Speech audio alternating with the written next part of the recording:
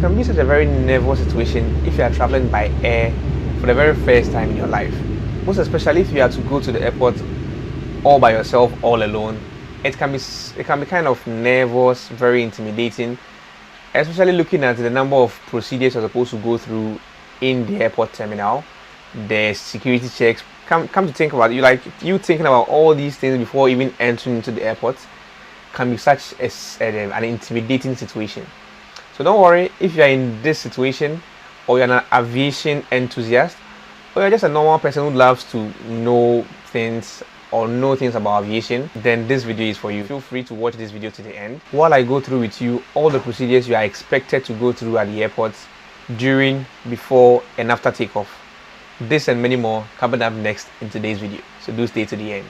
So the Kotoka International Airport has two terminals, Terminal 2 and 3. So Terminal 2 is for domestic travel, that's what we'll be using today to flying from Accra to Wa. And Terminal 3 is for international departures. If you are traveling outside the shores of Ghana, that's where you use to depart from the country. I have a dedicated video I've done on what you go to, what's inside of that terminal building, or how it even looks like. So you can check that video out after this video. My name is Yao Obeng, and in today's video, I'll be traveling with you from Accra, the Kotoka International Airport, to Wa Airport. I'll also leave a link of the video I did on traveling via the Terminal 3. That's the international departures terminal.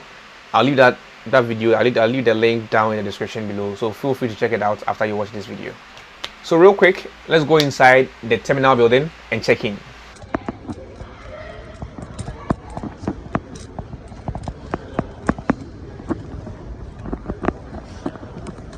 So once I entered, I did my check-in real quick. It was very fast and smooth. And after my check-in, I had to go upstairs on the first floor for security checks.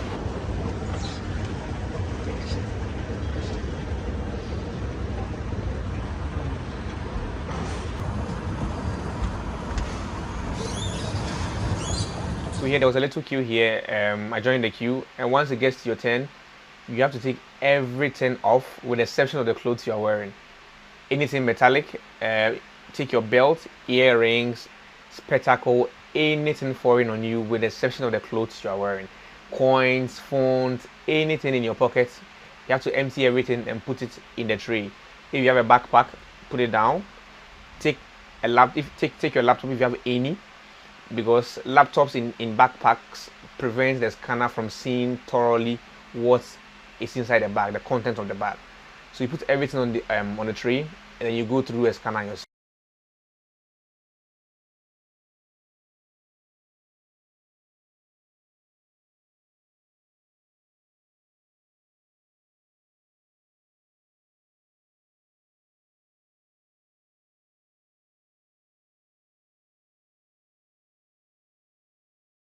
So after I passed the security checkpoint and I was making my way to the boarding gate, at the commercial area, I made an observation, and what I observed was emptiness.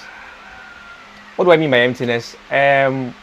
Almost all the shops here were closed, with the exception of just two. And this is a worrying situation for an airport of this nature or this magnitude. I know the Ghanaian airport will be very busy, but the fact that the Terminal 2 has been detached, is a separate building on its own from the Terminal 3, and largely it's because the airport is being run on just two domestic airlines, which are Passion Air and African World Airline. So the number of people that use the airport, yeah, there's a handful.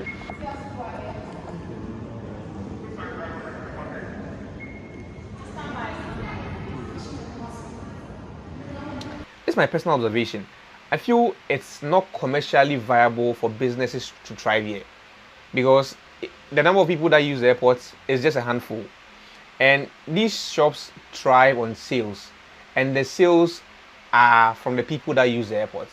And if the people that use the airport are not as much as expected, anything you sell here, I'm not sure you're going to be able to make up for the cost you've incurred. This is my personal opinion. I don't know what you think. If you think otherwise, feel free to let me know in the comments. So this concern I have realized or come across is the airport looks kind of looks like a ghost town. Like, if you know, during the COVID era, where everybody was literally at home, the airport is literally empty. Most of the shops that most of the people that have even taken shops here, I don't know if their tenure has ended and they didn't renew it, because this is supposed to be a commercial area.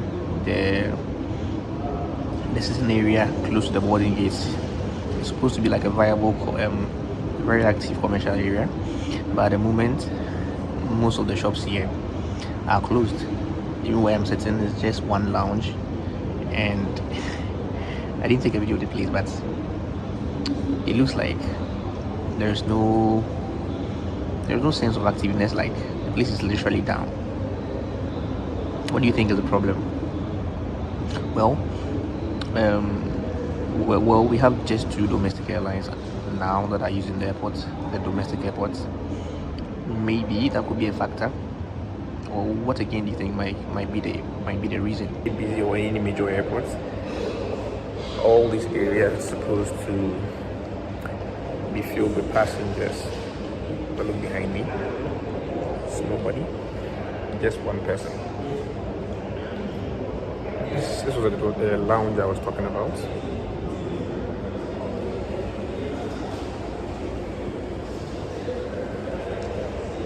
So the place is literally like a ghost town. There's no one here. The place is empty.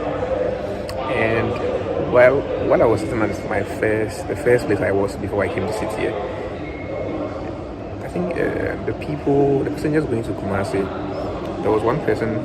No, there were about 3 people that were left to board before the aircraft takes off, and they were calling them. On a normal day in any airport, their names will be mentioned, or it would be said in the PA system in the airports. So you would hear them mentioning or saying in the PA system that final boarding call for flight to so and so. But in this case, they didn't do that in the PA system. They were just saying it by themselves. I don't know if that's standard practice in an airport. If anybody here knows anything about running an airport, let me know. But for the few times I've traveled, I always hear people. I always hear announcements being made through the PA system. But in this case, it was just the workers that were saying on top of their voices. They were literally shouting. I missed that. I wasn't able to film it. So yeah. So after realizing the airport wasn't that busy, I asked myself, has it affected the management in any way, positively or negatively? So I asked myself, okay, why don't I go to the washroom and check how it looks like? You know, there's a perception of places that are not so busy, that people or workers there, because they feel people don't really come here, or the place is not a really busy place, they kind of neglect, what they're supposed to do.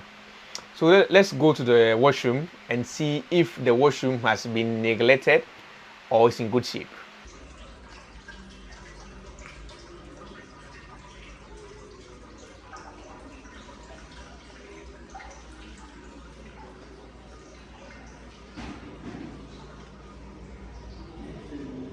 To my surprise, the washroom was in very, very good shape. It smelled good. The places were clean, tidy.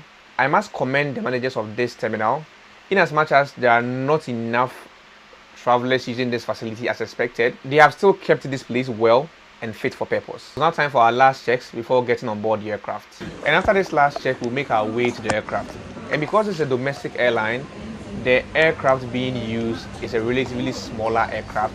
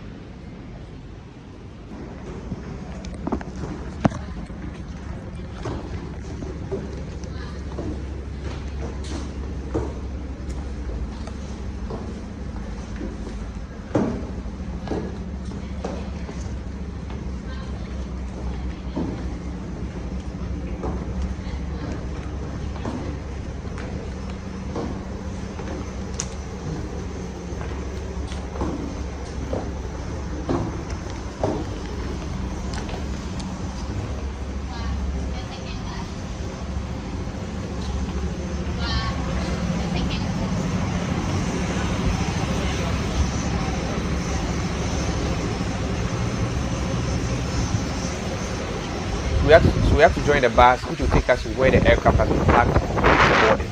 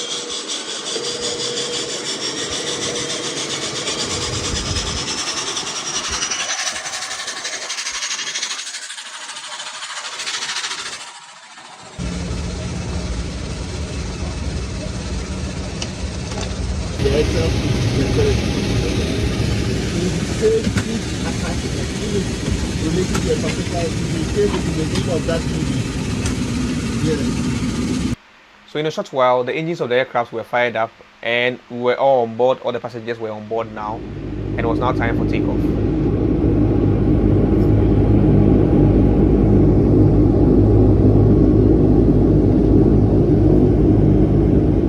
The aircraft was very noisy, even from the inside of the cabin, the noise was a bit loud, and particularly because of where I was seated next to where the plane's engine was, so the noise was quite louder at my end than people that were seated at the back of the plane. And now we were airborne and we were about 5 minutes into our flight, and all we could do was to appreciate the landscape, the settlements beneath us, and it was just breathtaking.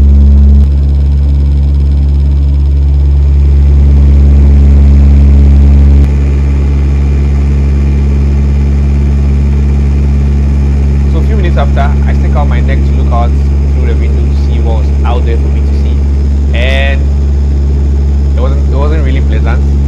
What I saw were galamsey pits, which were very visible from the sky. Galamsey is illegal mining in Ghana, if you are new to the word, and it wasn't really pleasant.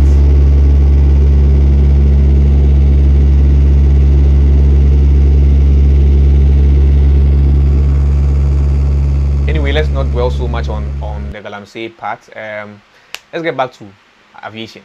So as I mentioned earlier, this was a 1 hour 30 minutes flight, and it meant it wasn't going to be any lengthy flights.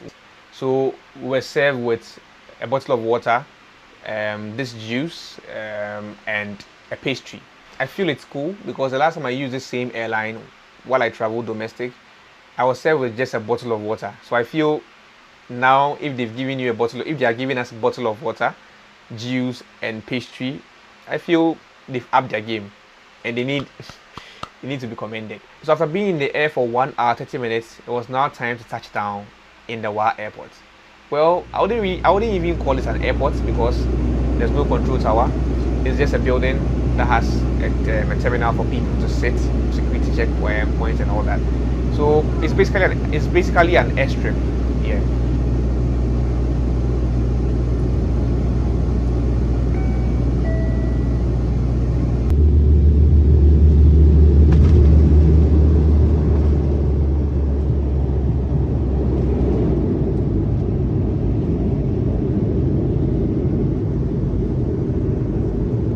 So once the plane comes to a complete halt, they bring what we normally call in our local dialect as truck.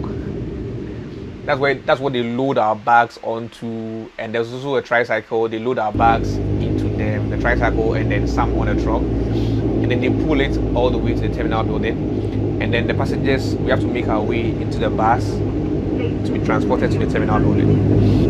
Due to the limited space in the bus, passengers from 1 to 10 board the seatbelt first. From 1 to 10 board the seatbelt first. Thank you. Hello.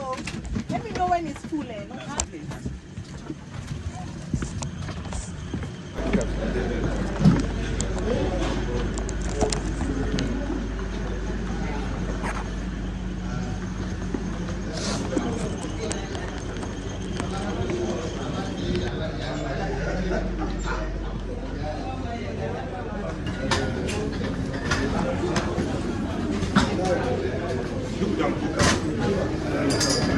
Check my hands.